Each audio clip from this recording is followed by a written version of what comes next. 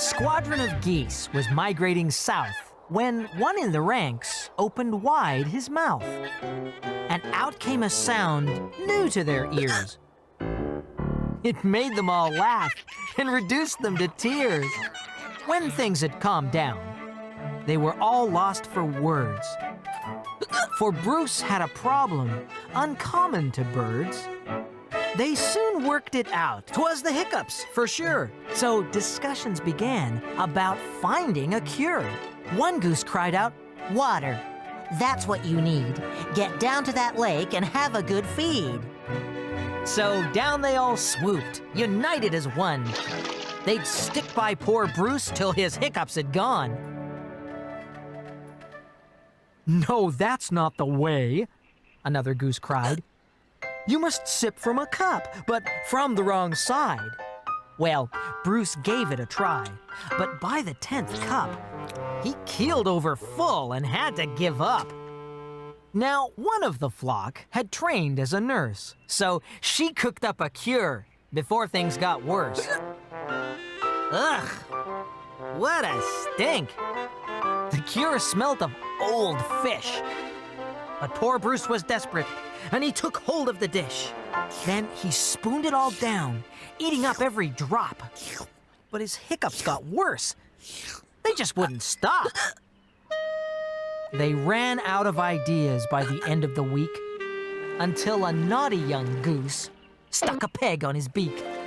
They all watched and waited. Then Bruce gave a cough. His body expanded, and the peg just flew off. Had Bruce been cured? Had the young goose been clever? No. Bruce hiccuped again, this time louder than ever. A committee was formed later that night to provide poor old Bruce with an almighty fright. A plan slowly formed, but it had to depend on the cunning and wit of their medical friend. Bruce was called forward for a medical check. His bits were examined, especially his neck. The nurse said, "Young Bruce, you're decidedly weighty, and you've got a condition that affects 1 in 80. First you get spots, then you get lumps. Your feathers turn purple and fall out in clumps. Once it is started, it cannot be stalled. I'm afraid within minutes, you'll be totally bald." Well, Bruce's jaw dropped.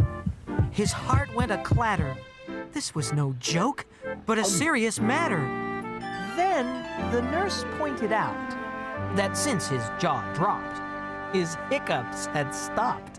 "And there's no need to worry," she firmly insisted. "The disease I described, it never existed." Then the geese burst out laughing. Then they laughed even more. They giggled and chuckled and fell on the floor.